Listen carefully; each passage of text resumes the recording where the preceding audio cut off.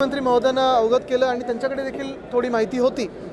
दुपारी एक बोट उलटलेली आहे, मला वाटतं एलिफंटाकडे चाललेली होती। महत्त्वाची गोष्ट हीच आहे, उरण आणि आपण मुंबईच्या मध्ये बोट उलटल्यानंतर आम्ही तेच पाहत होतो की रेस्क्यू ऑपरेशन सुरू आहेत का। मुख्यमंत्री महोदयांनी सांगितलेलं आहे की साधारणपणे 20 एक लोक रेस्क्यू झालेले आहेत, बाकीच्यांचा शोध सुरू आहे। ईश्वरचरणी आमची हीच प्रार्थना आहे की सगळेच सुखरूप सापडावेत आणि सगळेच वाचावेत, ही आमची आता प्रार्थना। नियम कुठलेही पाळले जात नाहीत, सेफ्टी जॅकेट नसतात, बघा हे सगळं चौकशी वगैरे आम्ही नंतर मागूच, ह्याच्यावर चर्चा होईल। मला वाटतं उद्या देखील चर्चा होईल।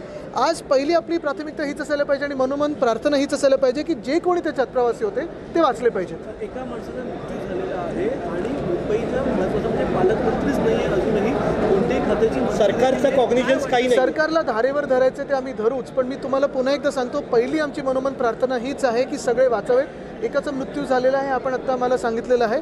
हाऊसमध्ये देखील आम्ही विषय घेतला, उद्या देखील घेऊ, थोडी माहिती अजून आल्यानंतर आम्ही घेऊच।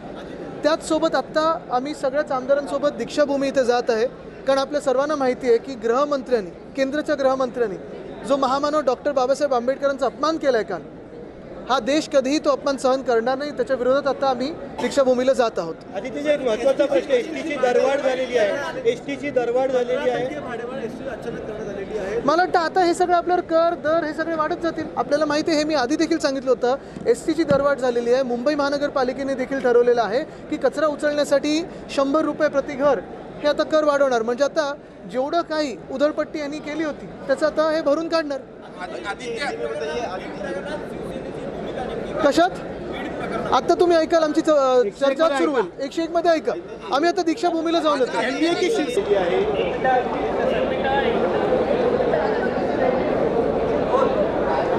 नियम पाळले नाहीत, कोणी घटना घडल्याचं काय प्रतिक्रिया तुमची? आदित्यजींनी पण हा मुद्दा सभागृहात असं आहे की आत्ताच आम्ही सभागृहामध्ये आमचे नेते सन्माननीय आदित्यजी ठाकरे यांनी सभागृहाच्या ही बाब लक्षात आणून दिली की अशा पद्धतीनं मुंबई कारंजा दरम्यान एक बोट बुडाल्याचं समजतंय आणि म्हणून या संदर्भामध्ये सरकारकडे काय माहिती आहे का, आणि जर असेल तर याच्यामध्ये काही दुर्घटना घडली आहे का, आणि दुर्घटना घडली असेल तर सरकारनं त्या संदर्भामध्ये रेस्क्यू ऑपरेशन राबवलं आहे का, आणि राबवलं असेल तर त्या ठिकाणी जर काही दुर्घटना घडली असेल, जर काही जीवितहानी झाली असेल तर त्यांना सरकारने मदत करावी, अशा प्रकारची मागणी केली।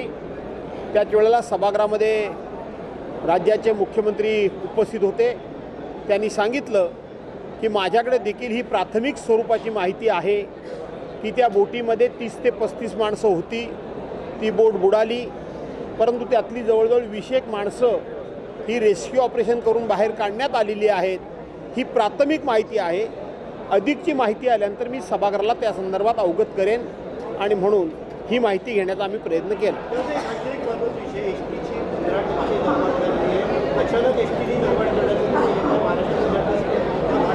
असं आहे की निवडणुका झालेल्या आहेत, निवडणुका झाल्यानंतर डिझेलच्या किमती वाढल्या, निवडणुका झाल्यानंतर गॅस सिलेंडरच्या किमती वाढल्या, निवडणुका झाल्यानंतर आता तुम्ही म्हणता त्याप्रमाणे भाडे वाढ झाली, निवडणुका झाल्यानंतर जीवनावश्यक वस्तूंचे भाव वाढले। शेवटी निवडणुकीमध्ये सत्ताधारी पक्षानं एवढा प्रचंड खर्च केलेला आहे आणि जनतेला एवढी खोटी आश्वासनं दिलेली आहेत, ती पूर्ण करायची म्हणजे सगळं सोंग आणता येतं, परंतु पैशाचं सोंग आणता येत नाही। त्यामुळं आता वेगवेगळ्या माध्यमातून पैशाची ही अशा पद्धतीनं टॅक्सेस वाढवणं, जनतेवर कर लादणं हे आता सरकार करतच राहणार।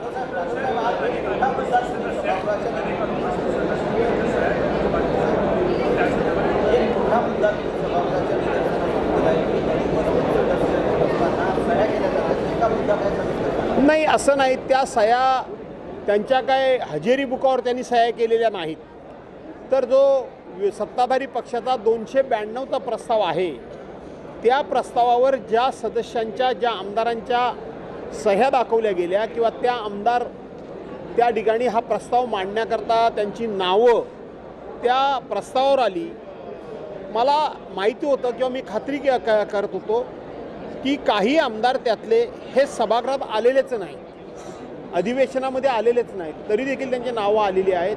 आणि म्हणून ही बाब मी सदनाच्या सरकारच्या आणि अध्यक्षांच्या लक्षात आणून दिली. भास्कर साहेब, तुम्ही राज्यपालांच्या अभिभाषणावर त्यांच्या अभिभाषणावर त्याच्यावर तुम्ही खेद व्यक्त केला तर 3 बाबीवर काय झाले काय?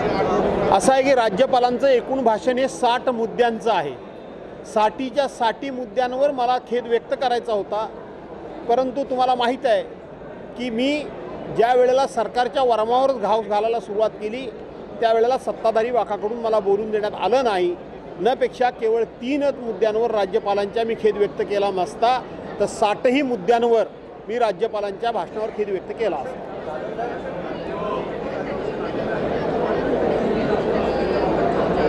कशा बाबतीत चर्चा नाही. असा आहे, विरोधी पक्षनेता हे मी सरकारला दोष देणार नाही.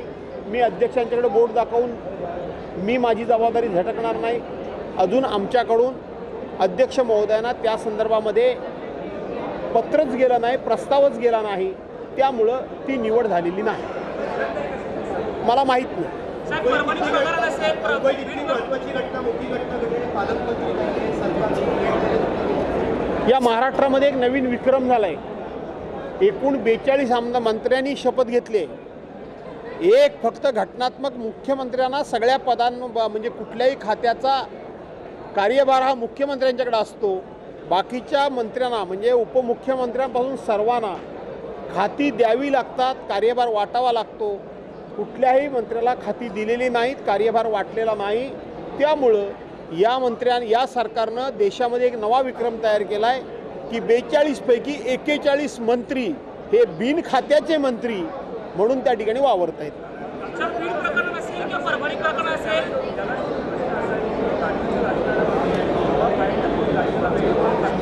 हे तर राज्याच्या राजकारणाला नवनवीन पायंडे ते चुकीचे पडत आहेत, ह्याचा खेद वाटतो, दुःख वाटतं. पण शेवटी आम्ही आमचा प्रयत्न करतोय. पाशवी बहुमत असल्यामुळं सरकार जर ते गांभीर्याने घेणार नसेल तर त्याच्यापुढे पर्याय नाही. मुख्यमंत्र्यांना विचारले होते, त्यावर मस्करी केली. मुख्यमंत्र्यांनी मस्करी